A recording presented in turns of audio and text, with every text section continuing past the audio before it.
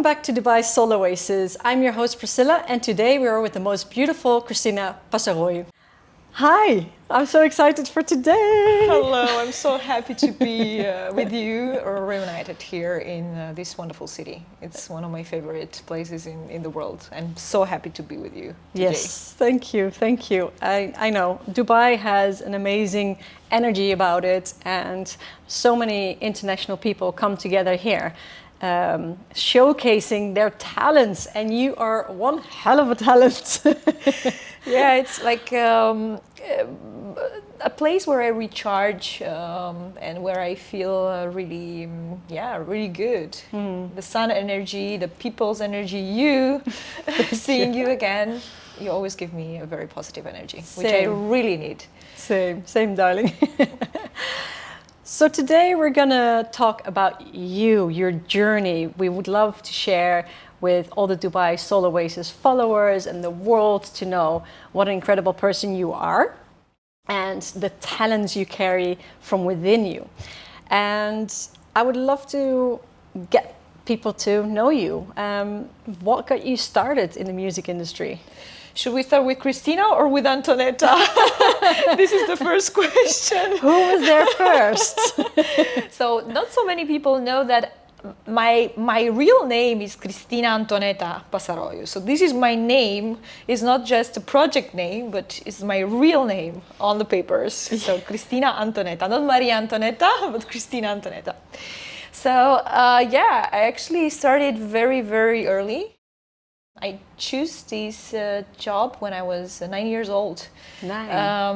I just, bumped into an amazing concert of the three tenors, Pavarotti, Placido Domingo, and Jose Carreras, in the television. And I listened to their voices and the vibration of that instrument, the vocal cords, wow, the sound was amazing.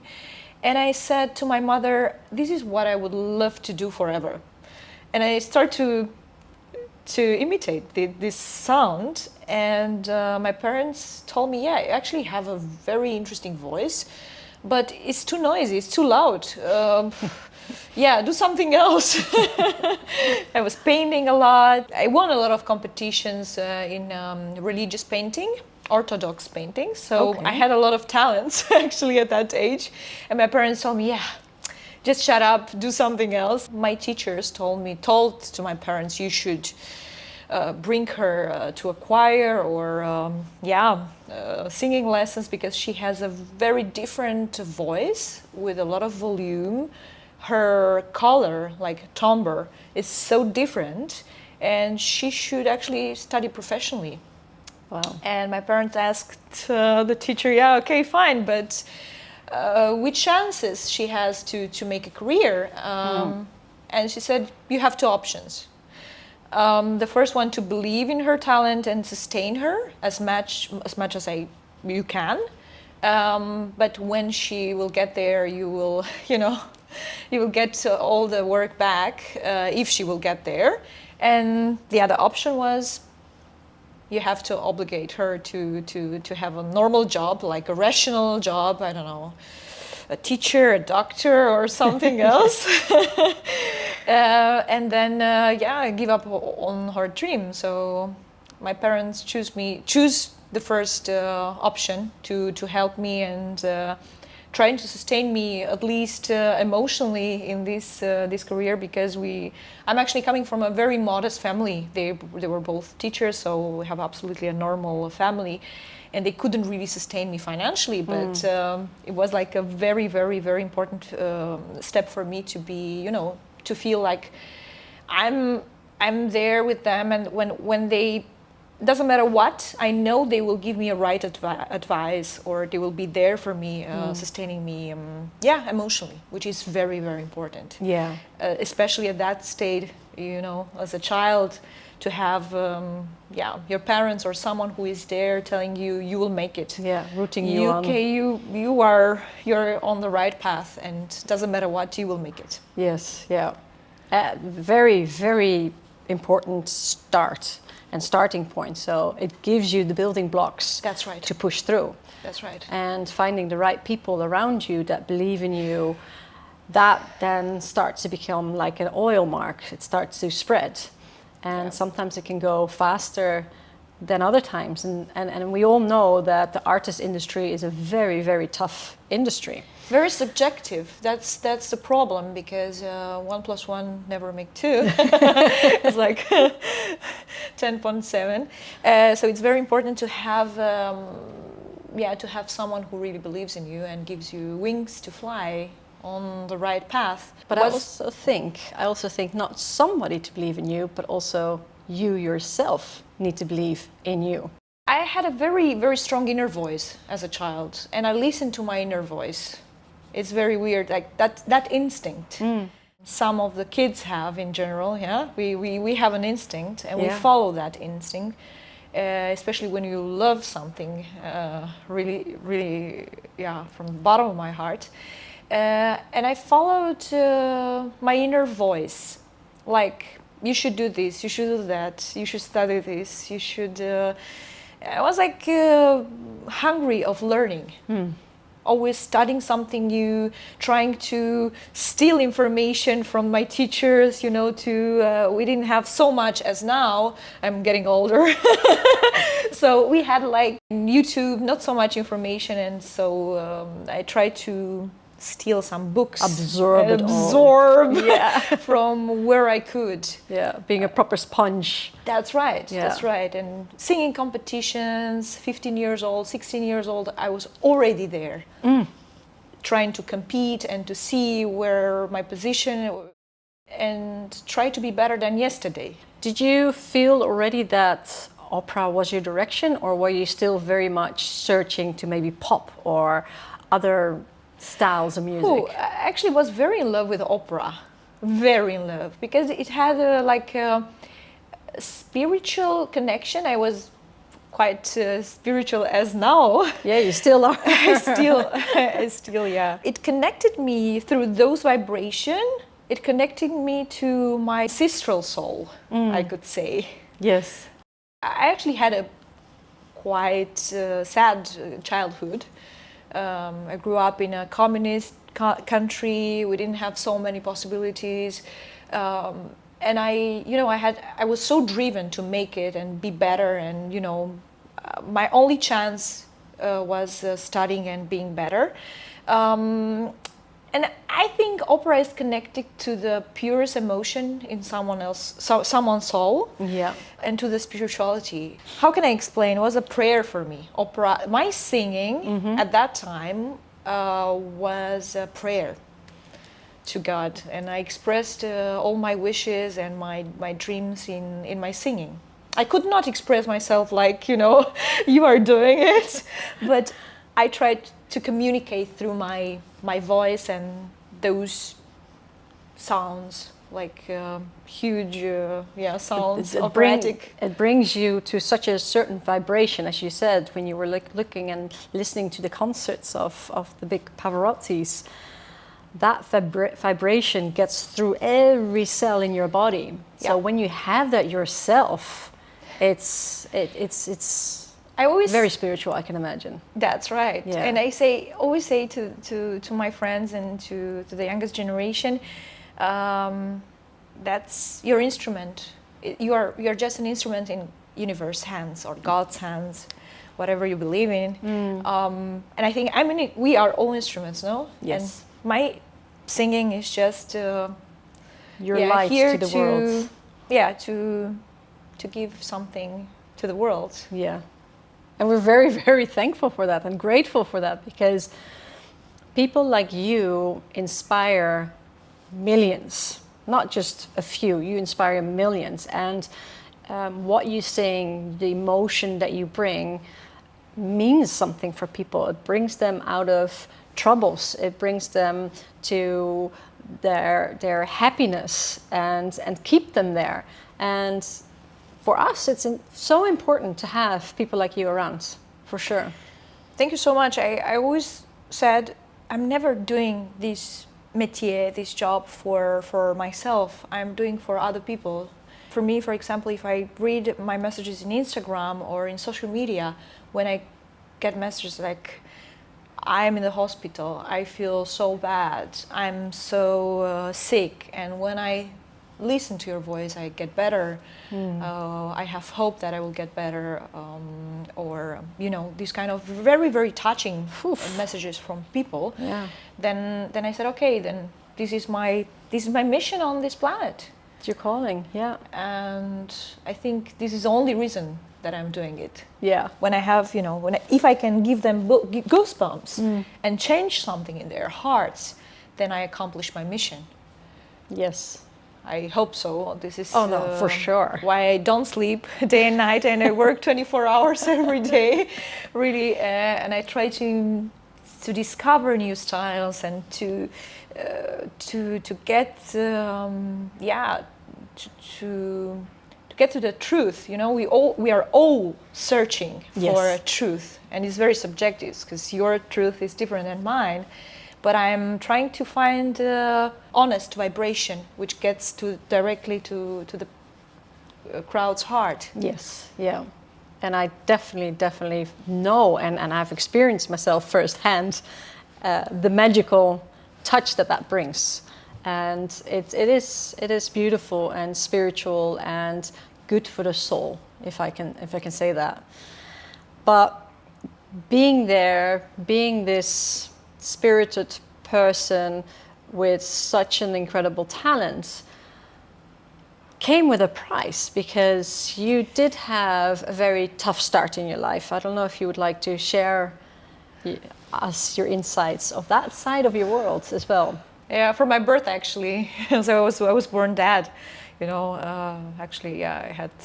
They kept me so many months in the hospital. They said, "Oh, she will never make it." So I had this. So very, you were very proper. hard. You were actually not alive when you were born. I could not breathe for the first seconds, which is Wow. very dangerous, for kids born with this problem. And slowly I got. I kept my resources for later. Let's say I didn't scream the first moments of my life, but I kept it. I kept it for later. This is a miracle. I always say life is a miracle, and there is always a reason why someone up there decides for us to keep us here or not, and I'm very, very grateful, and I try to do my best with it. But it was a tough life. Also, the fact that I really did everything by myself.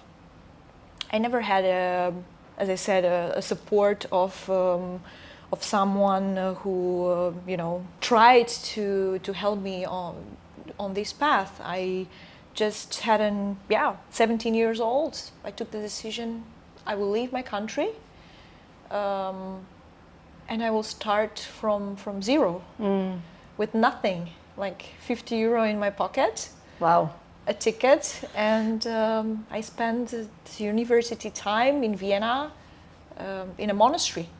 Okay. Not knowing where I sleep, where I eat, what I will have on the table the next day, and investing everything. I was singing in the church, in a Catholic church, where I was also living in the same place. And every Sunday I kept that money from the messe, from the service, for recording course. I was trying to improve myself and invest everything I had on material to get better and to get more, to learn new repertoire, new stuff. And I don't regret a second, but it was a very, very tough time. Also not making compromises. I never compromise myself with anything, with anybody.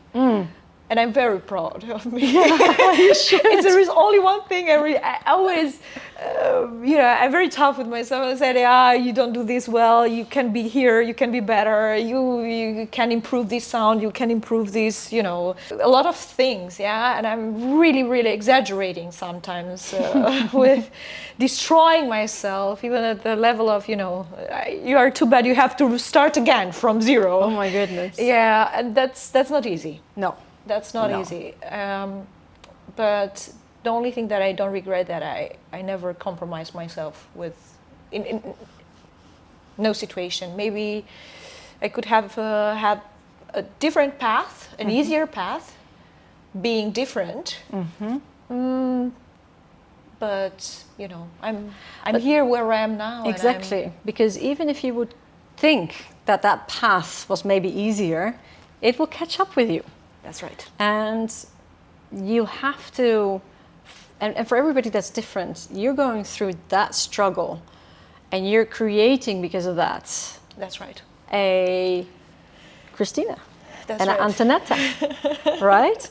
And because you stay true to yourself, which is incredible to have that strength in your deepest lows. You're totally right. To then reinvent yourself and keep bettering yourself and keep pushing yourself to stay on the path that you need to be.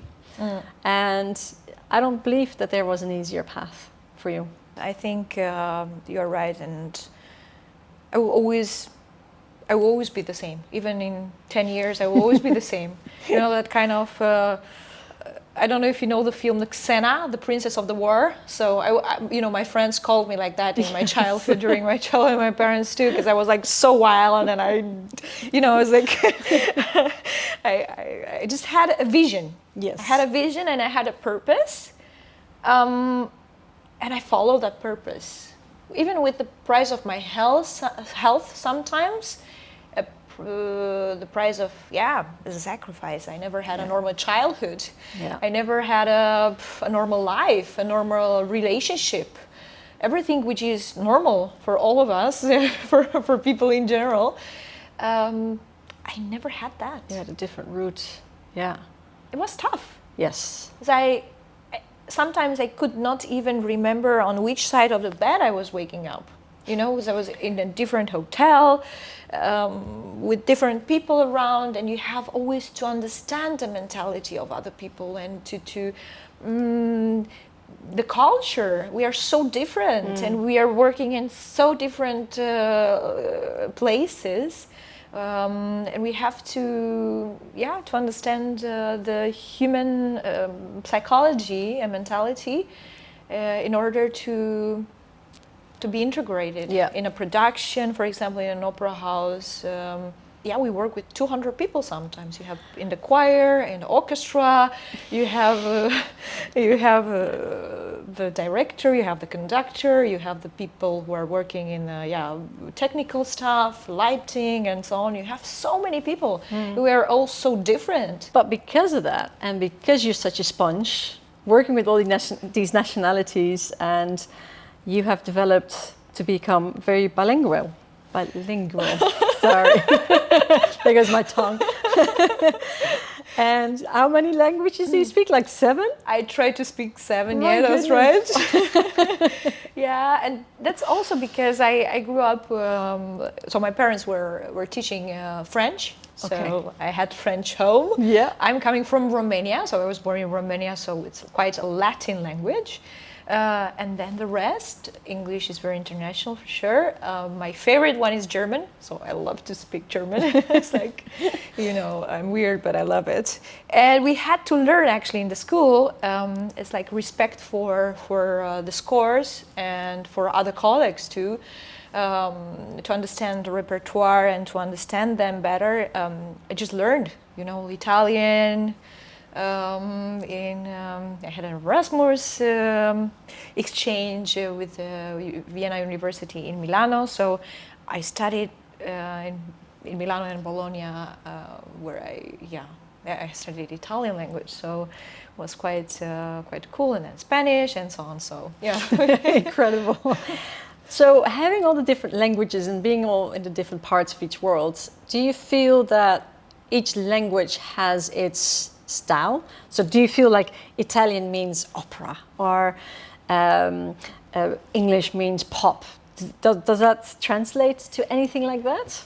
Oh, I think I will give you a very different answer right now, because I think I'm connected emotionally to the languages and to the people, to the memories. And I have, for example, in Spain, I have memories with Spanish people in Barcelona, and then I have, I have an emotional memory.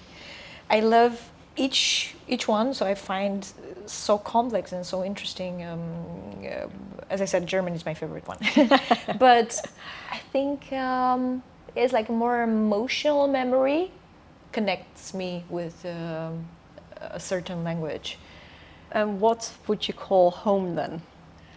Home is where my heart is, and I always try to feel, you know,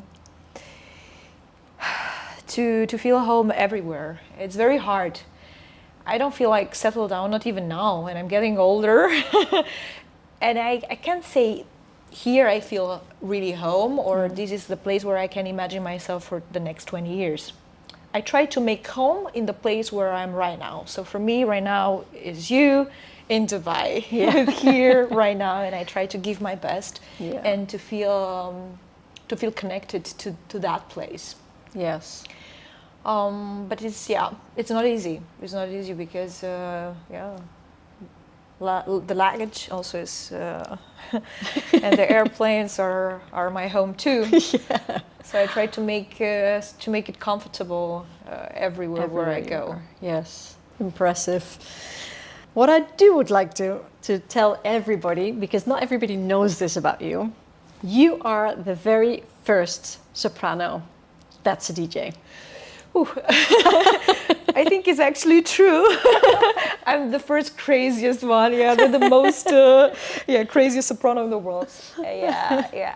Oh yes, this is something like, I think, who doesn't change himself and progress doesn't stay true to himself.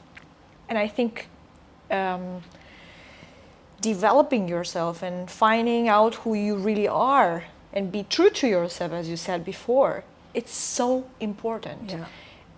And I think not so many people have the courage to be themselves. That's for sure. And be honest with themselves and with other people too.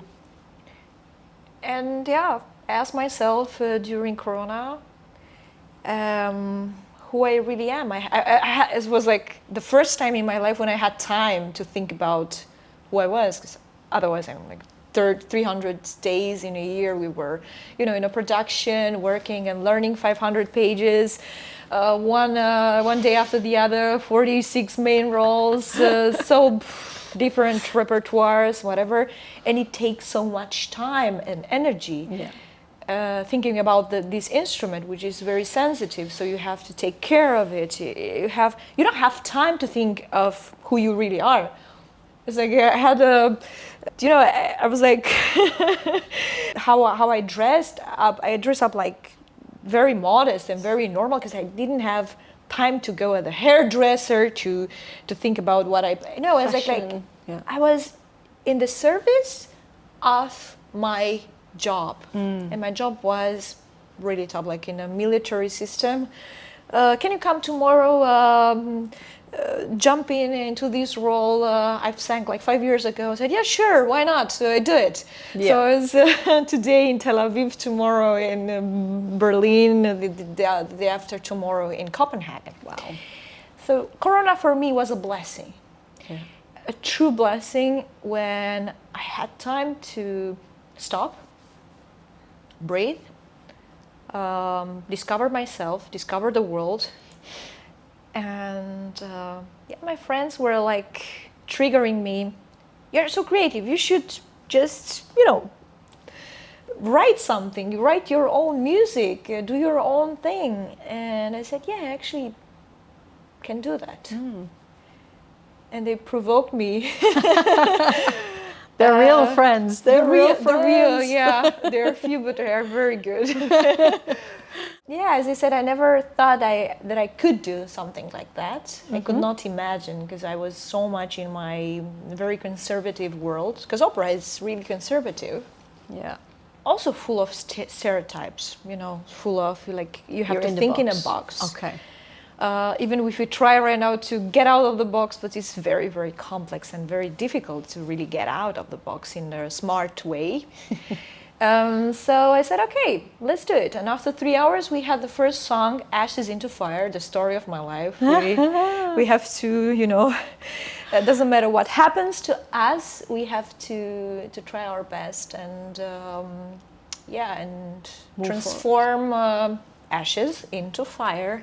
Beautiful. And thanks to Andy Platon, my producer, at that time and even now we are still collaborating together. We met in Hannah Road Studio in Montreux in Switzerland, where I was living at that time. And we got after 3 hours the first song. Wow, that's fast though. Yeah, which is a combination between the electronic music and opera. I inspire myself from Puccini, Verdi, and very classical stuff, and combine the register of soprano with the electronic music beats like techno, EDM techno, melodic techno now. And then I thought I'd love to learn new things, and I start to learn how to DJ at some point. And I said I could do this, it gives me so much energy and it's so much fun. But you have so much energy. That's why I think it's amazing to see that shift. Because I have to put it somewhere. I know, right? Just like, woo, let me go. Unleash the tiger. Give to the people the same positive energy, hopefully. Oh, yes, you do. And transform, maybe it can also inspire with it, It doesn't matter at which point you are in life, you can always learn something new, and you can always restart and do something where you get goosebumps. Yeah.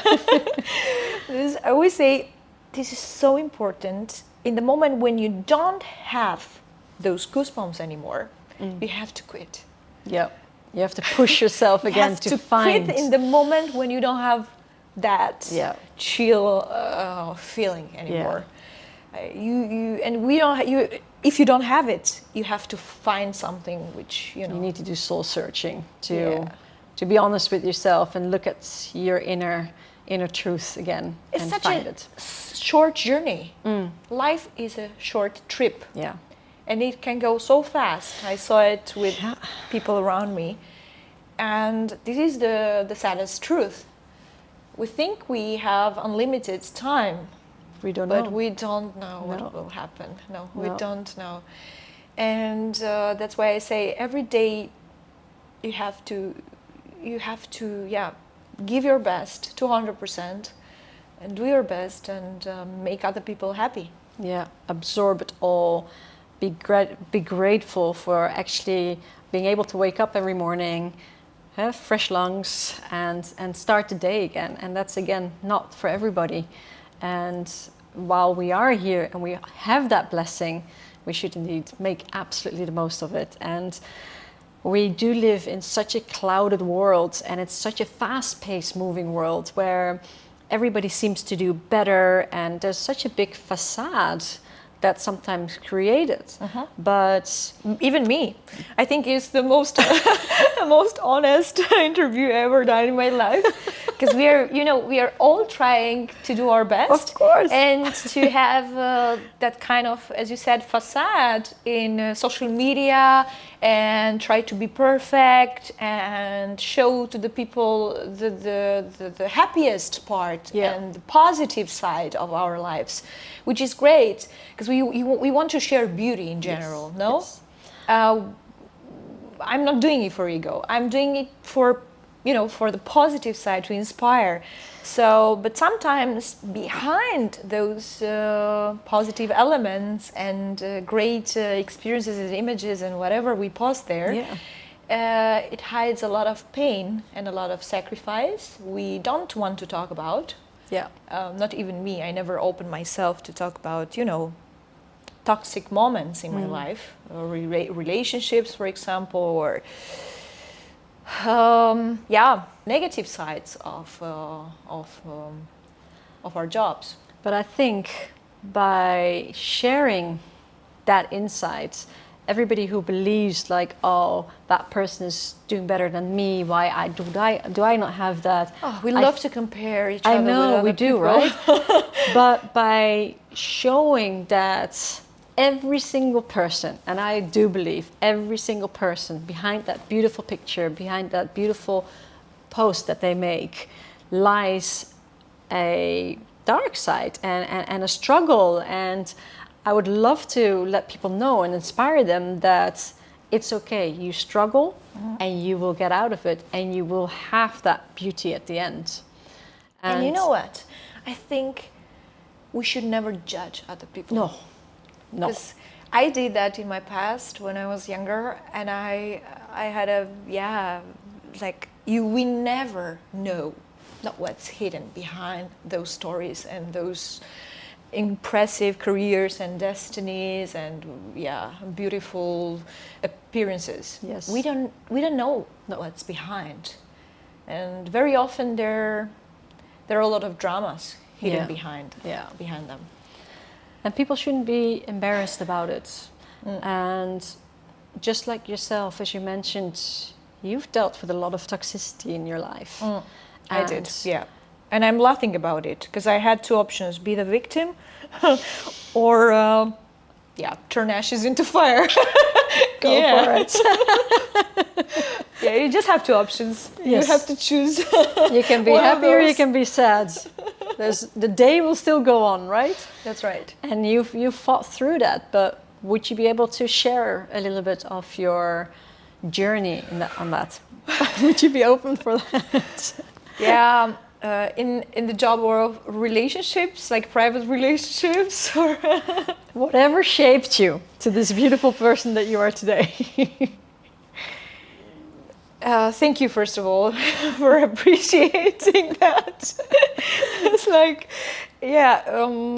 both had a very, very big impact on my personality, in my career, and also as a woman. I had very often the feeling that I'm not good enough, and I never really loved myself. No, we all are seeking for love and unconditional love, to feel like protected, to find resonance in other people's hearts and lives, and sharing beautiful emotions and things with other people. But I did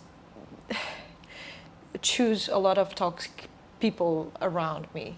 I choose them. Subconsciously, I presume. Subconsciously, yes. I hope. Thinking that everyone is like you was very, very, very difficult for me. And I choose those narcissistic profiles who put me down.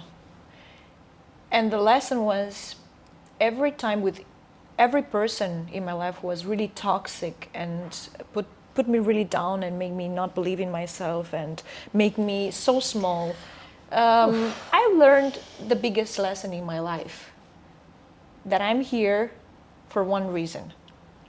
If I'm not good with myself, I can't be better for other people around me. And I have to be good for my parents, for my family. I'm the person who still takes care of my whole family. So I have to be good for them. Yeah. And if I'm not, if I don't appreciate and love myself enough, then nobody will do it for you. Nobody. No. We can complete each other with another person, like privately, with another a partner or so. We can share different things. We make memories, so I love to make good memories with people. Yeah. But it's very hard to find the right person who is there unconditionally for you. Yeah. I had fighters next to me who's like, oh, you make it better than me. I can be the first one and you are the second. It's like, this kind of competition, which is very, very, very sick for me. Yes. Yeah. Competing in the same sector. I said no musicians anymore. And someone who really understands you and appreciates, and see how many sacrifices you are doing for your métier and for your job. It's so difficult to find someone who really appreciates and supports you for that. Yeah. I never find that person yet. They're out there for you. Yeah, I'm still single. Uh-oh, be careful. It won't blow up now. Yeah, you know, it's like, yeah. No, but you need It's like, somebody in your life that is with who you a can build supporter. with. Yeah, and grow together. That's right. Right? There shouldn't be any envy between each other. There should be respect. I think that's one of the major things, is have respect for The most the important. person, their own journey, have respect for yourself with your journey, and you should be equals. That's right. And grow equally in both your strengths, because men or women, you know, we all have different strengths, which we should embrace. That's right. And together, you can be a powerhouse.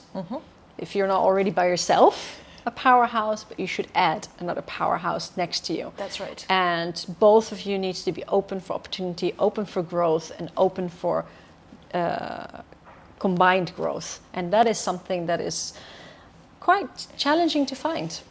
You know, my only prayer every evening, every night before I go to sleep is, God, give me people with who I can build with. It's so important to have a team. And home, it has to be a team. Yes. I don't know how that is, because I build teams around me. But I don't know how, you know, how to, yeah, I never had that in my life. So this is my biggest wish, I think. Yes, and it will come your way. At one point, you'll be able to have that certain peace and believe and trust that that right person will come on your path, even if it's friends. That's right. But it's there, and there's millions of people out there, and there are people that feel the same way. That's right. And they have the same struggle. And we're such a fast-paced, moving world that sometimes we forget to stop and look what we have in front of us. This is one of the major things I always say. We're always looking, yeah, oh, there. Oh, what's that person? Who's that person? Oh, and then you're with somebody, and then you're already looking like, okay, what's next? That's right. Because That's it's so right. fast and interchangeable. Yeah. But look who you have in front of you. And appreciate that and discover, work with that. Discover, because Yeah. we are all, everyone is a universe. Yes. And we're such complex universe. Oh gosh, we are.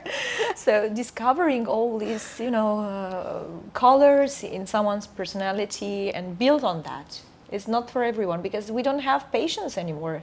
As you said, we are in such a superficial world, and everything is going so fast, and we want everything so fast and so perfect that we don't have patience anymore to you know, to develop and to have that structure to work on your. Yeah, and be happy with the imperfections, That's right. right? That's right. It's like embrace that, because maybe that is where your strength lies. That's right. You know, it's just the perfect world. We're not robots. No. And I think that's Not the yet. beauty. Not yet. It's going fast though. Coming back to opera and EDM. Ooh. It's completely different. How do you make the two dance together?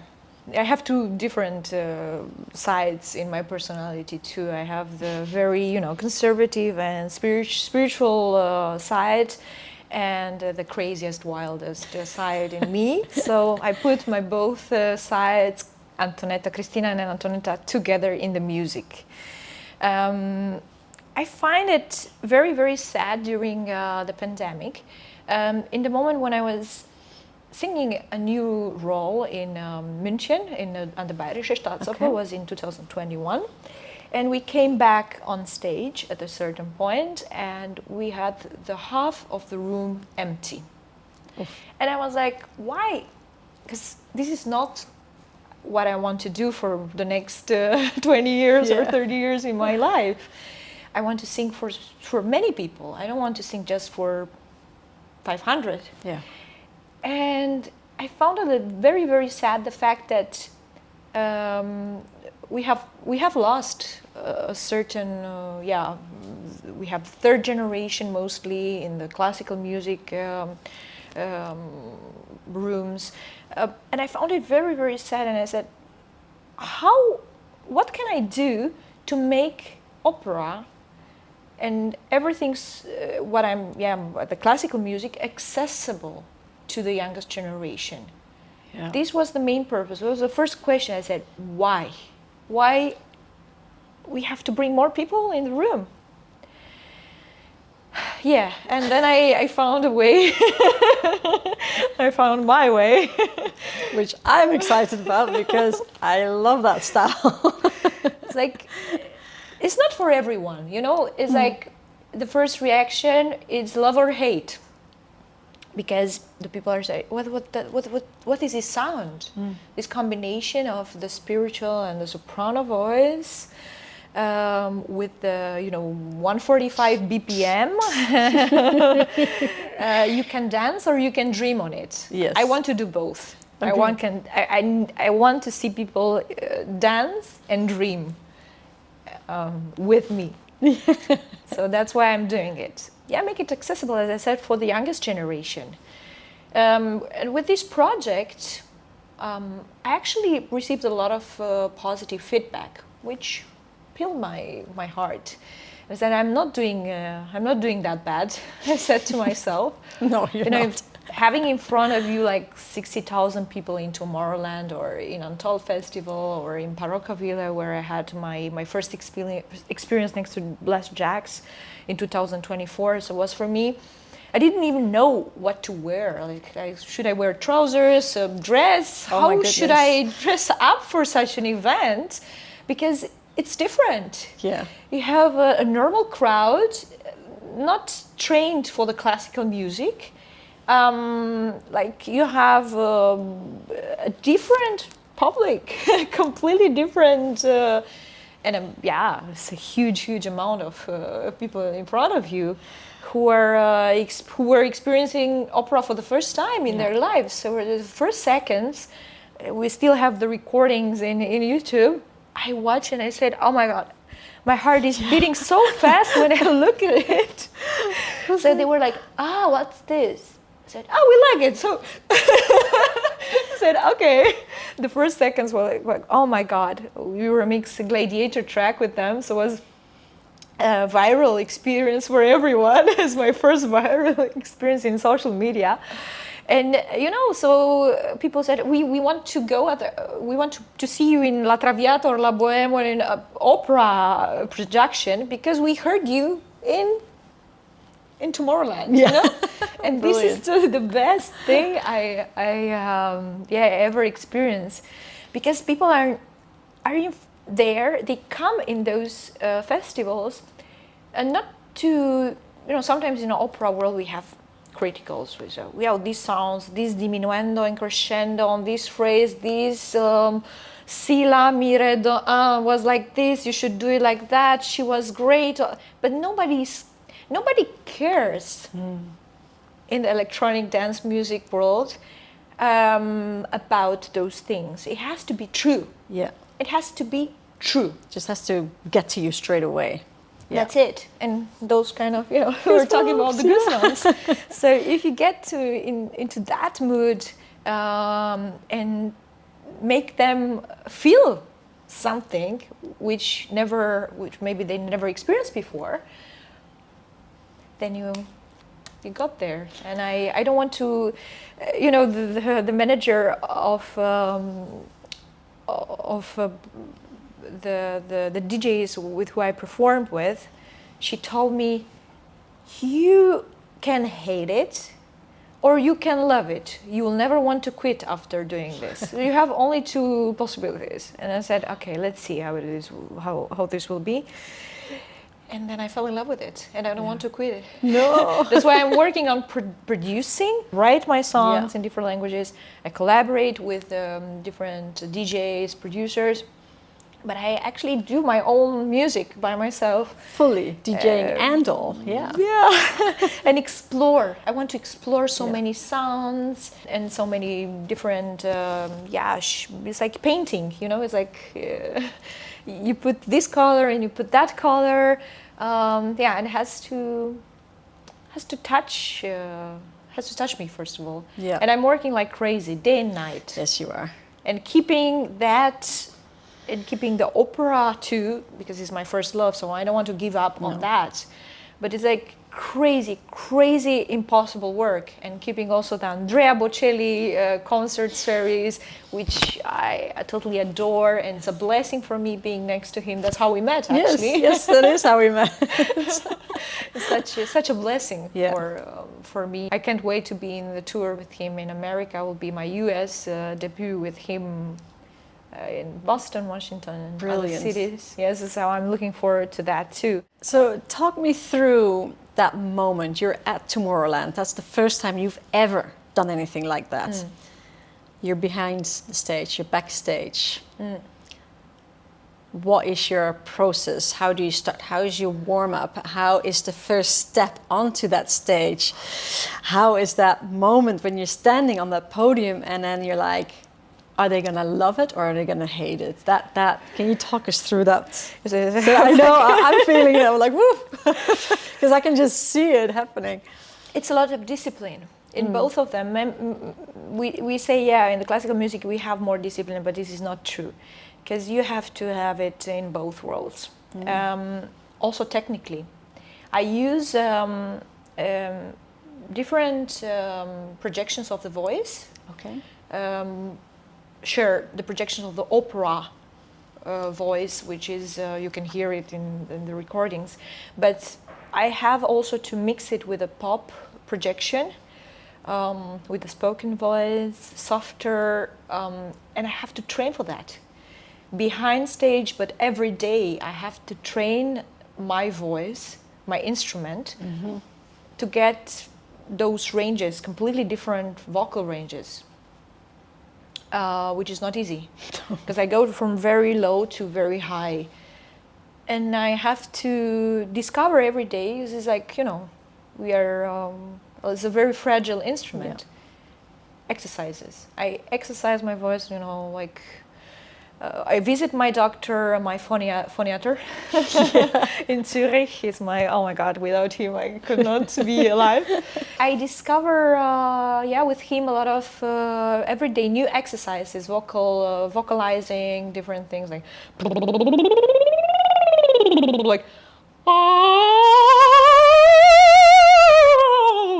these kind of exercises. But there are a lot of, as I like, hours and hours of training. Wow. So top sport. The breathing is very important. So I try to find a balance between breathing and the projection of the voice. It's very, very important to know how to breathe.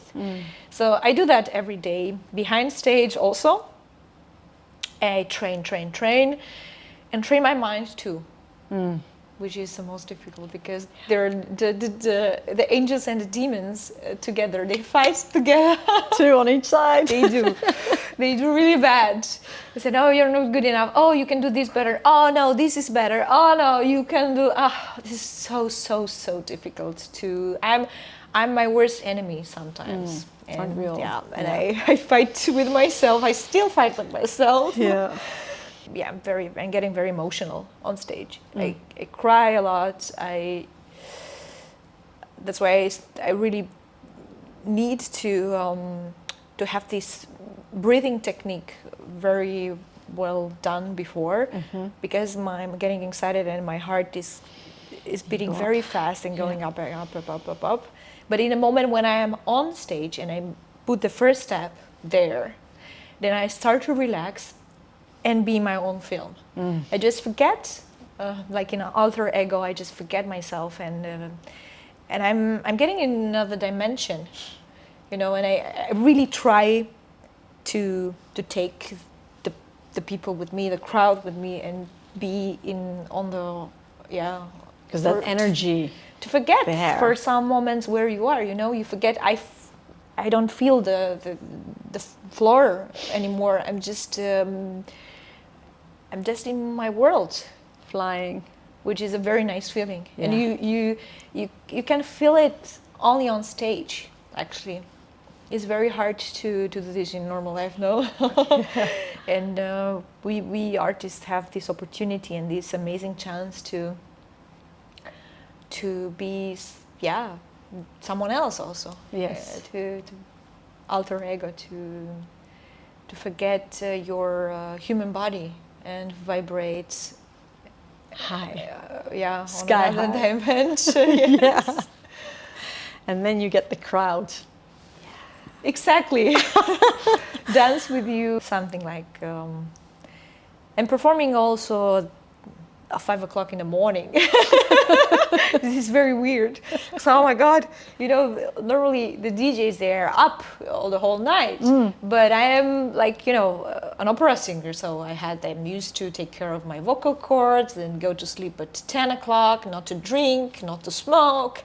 And I remember the first experience when I had to be, I was singing Untold Festival. It was like the set at 4 o'clock in the morning or 4:30. And I said, oh my, how I will, you know, be awake at that hour. So I went to sleep at 21, at 9 o'clock in the evening. I went to sleep, woke up at 3 a.m. I warm up my voice. I tried to, you know, to drink a lot of Red Bull. And then at 4:30 to give the best, which is very hard, you know, because it's another rhythm. Yes. And for the vocal cords, if you DJ is different, but if you have to sing and sing live, then you have to to know your body very well. Yeah. Well, and to react, to listen to your body and to know which exercises and how to train in order to give your best at that hour. My God. Yeah, but it's the same as with the Olympics. That the people that are doing Olympic sports, they go to all these different countries where they have to go in a different time zone. Their performances are in different timings than what they're used to. So they also have to adjust weeks in advance to be able to give them their most strong performance at that time. So that's the same, by the sound of it, for you. Psychologically and your muscles, your instrument, your body has to be there, to be fit. And that's why we have also to train physically. Yeah. Not only the breath, but, you know, Pilates, yoga, Qigong, this kind of arts in order to keep the muscles awake. And every cell of your body is sound. So the sound is a result of every cell in your body. That's why, discipline is important. Yes. Without discipline, you will not make it, that's for sure. And it's not easy.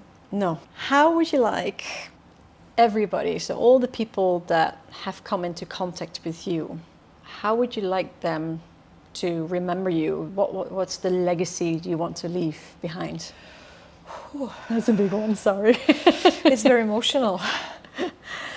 I want them to remember how I made them feel. I think we all live here with experiences, no? How they make you feel and how you make them feel. Yeah. So the emotion.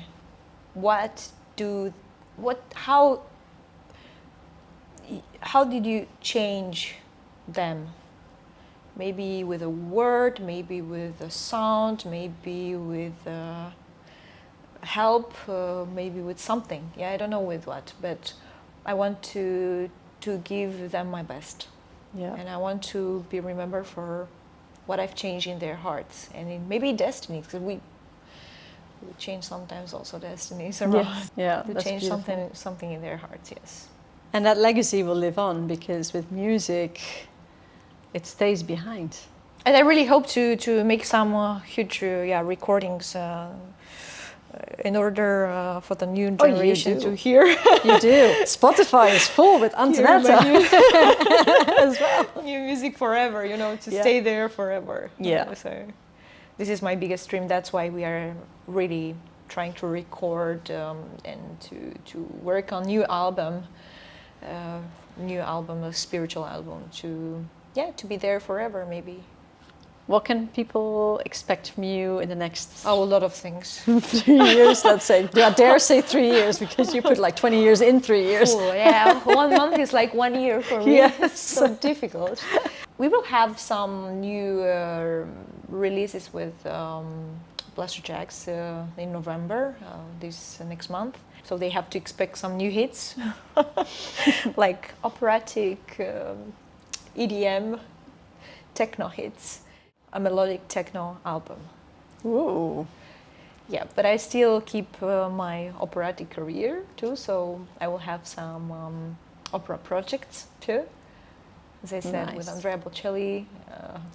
And this is only till December. And after December, we have to talk again Yeah. in order to prepare them for the rest. We'll do podcast number 2. Exactly. Because there's a lot happening. We need to keep up here. Yeah. So it's a lot coming up. Exciting. Well, I really, really want to thank you so much for such an honest and open conversation, and that you Thank you. trust me to bring your voice. I feel home with you, so so I felt like I could open my heart here, and I'm so grateful for this experience with you. Thank you. Same for me. It's been a beautiful journey. It's incredible to see how strong you are and what a powerhouse you are as a woman. And there's no stopping you, and I love that about you. But this is a lesson for everyone. We can turn our weakest side in our strength. Yeah. And we will get healed through sound, through energies and positivity. And let's lift everybody up where we can and give everybody that little bit of support. And we will be back. There will be another podcast for sure, because your journey is too spectacular not to continue following. So I want to thank you so much for that. Thank you from the bottom of my heart. Thank you.